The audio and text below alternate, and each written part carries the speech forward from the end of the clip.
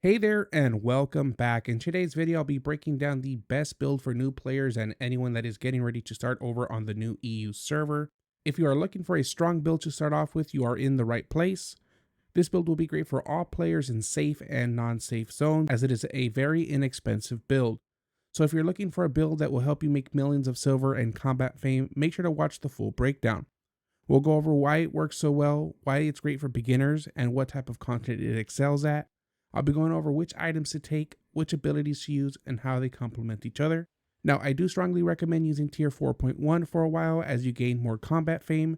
The 4.1 set will allow you to do difficult content at a very low cost. Keep in mind that the higher the tier your equipment is, the more it will cost you in repair bills, and the more you risk losing in a non-safe full loot zone. Later in the video, I will let you know when to make the jump from 4.1 depending on the content. Now, before we get into the video, make sure to join the Discord community. With the EU server coming in the next month or two, we'll be giving away 30-day premium every 2 weeks and a founder pack for the new EU server. Everyone is eligible for these giveaways. This includes the NA, EU, and Asia servers. Also, make sure to like the video and subscribe to the channel for more Albion Online content. I am currently working on a video that will showcase 3 of the best ways to make silver in a safe zone. Now, without further ado, let's get back into the breakdown. Alright, so for your helm, you will start with the Scholar Mage Cowl, which will be used all the way through Tier 3, and until you unlock Tier 4 Cloth Cowl Fighter in your Destiny board. You can then purchase or craft a Tier 4 Mage Cowl, and I recommend Tier 4.1 if it is available. For your first ability, you will take Fire Breath. This is the AoE ability that does damage over 3 seconds to all enemies that it hits. You want to make sure that you use this on cooldown to maximize your damage output. Now, for your passive, you will take Aggression for the additional damage. Your armor piece will be the Mercenary Jacket. You can use the Mercenary Jacket from the moment that you complete the tutorial in the game. However, at Tier 4, you unlock the Bloodlust ability, which is key to making this build work for all hard and difficult content. Your Bloodlust ability will allow your auto attacks to heal you over the next 6 seconds, up to 7 times. This is essential as it will be an important way to sustain more difficult content. Your passive will be Balanced Mind for the increased damage, healing, and defense. Now, your main hand will be the Nature Staff. Me personally, at Tier 4.1, I prefer the Druidic Staff. However, with the EU server coming, it will be more difficult for you to get your hands on a Druidic Staff than a Nature Staff. If you do have access to the Druidic Staff, you will take it instead for the Spiritual Seed, which is a huge heal that you can combo with other abilities. Now, for your first ability on your Nature Staff, you'll take the Thorn Growth. This ability allows you to place AoE damage onto the ground that slows your enemy by 25% and applies a debuff to those enemies. This debuff is called a Thorn Stack, which stacks up to 5 times. These stacks will pop with your auto attacks and cause increased damage.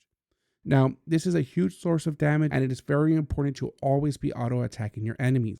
It is important to know that you can use the Thorn Growth up to 3 times within a 3-second period. I recommend spreading it out and leading your mobs as they run through it so the Thorn stacks are refreshing as you pop them. It is good to combo this ability with your helmet's Fire Breath to maximize the AoE damage and damage over time to all of your enemies. For your second ability, you have 2 options. Now, this depends on which type of content you are doing and how strong you are from your mastery and spec. As you're starting, I recommend going with Protection of Nature. This increases the amount of healing you take by 35% in 6 seconds. It reduces the amount of damage you take and will provide you with a small heal. This ability is great for boss fights or high-level elite mobs, as it pairs up well with your Mercenary Jacket's Bloodlust ability. Once you see that you don't have to rely on sustaining yourself as much, you can switch over to Bramble Seeds for the increased damage. Bramble Seeds also provides crowd control, which will knock your enemies up and interrupt them after a few seconds. Your main ability is Circle of Life, which is strong, especially in a low-cost item. Circle of Life will do damage, crowd control, and heal you. It will heal up to 5 allies in an 11-meter radius. Another cool mechanic is that it provides rooting.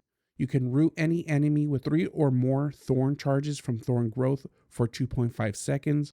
Now, depending on the situation, you can decide if you want to go offensive for more damage or defensive and save it for sustain and crowd control. Now, for your passive, you can go with Energetic, which restores your energy by 3 for every auto attack that you do. This is great to have since it allows you to clear and kill mobs longer without having to wait for your energy. Your offhand will be Torch for the increased cooldown and auto attack speed bonus. The auto attack speed synchronizes very well with popping Thorn charges, sustaining Bloodlust, and increasing your energy from Energetic. The faster you auto attack, the more damage that you're going to do. Now, for your boots, I do recommend the soldier boots. Plate boots will increase your defense with toughness, allowing you to take less damage. I really like soldier boots because they tend to be on the cheaper side and provide you with rejuvenating sprint ability. This ability allows you to sustain and move quickly between packs and provides you with a bit more movement speed to avoid mechanics. Now, for your cape, you can go with any cape. I personally like going with a basic tier 4 cape since it's the cheapest and provides you with some max energy and energy regen. Now, let's talk about your consumables and what to use. I recommend using tier 4 poisons. These are great for boss fights and for more difficult mobs as it does true damage to the mobs. Your auto attack will also apply a 15% slow if they are poisoned. When it comes to your food, it can vary. For the most part, out in the open world, you will use catfish. This allows you to quickly regen health as soon as you leave combat. When soloing dungeons, I recommend roast pork since it will lifesteal on a percentage from the amount of damage that you do. This means when AoEing mobs, it will maximize the amount of health that you're regenning. Now we know what items we need, what abilities we're going to take. Let's talk about what we can do with this build. This build is great at soloing open world mobs, clearing high tier solo dungeons, clearing out elite mobs in the roads, killing mobs in the mist, and clearing through mobs and chests in the Nightfall Abbeys. Now this build is the PvE king, however it does well in 1v1 open world fights due to your constant damage output, crowd control, and self-sustain. You'll be able to solo up to tier 8 solo dungeons with a 4.1 set once you get enough mastery and spec on your destiny board. Now you can kill open world mobs in both the safe and non-safe zones, including tier 8 mobs. If you want to solo tier 8-3 solo dungeons, you'll need to bump it up to at least a tier 6.1 so you don't have any issues.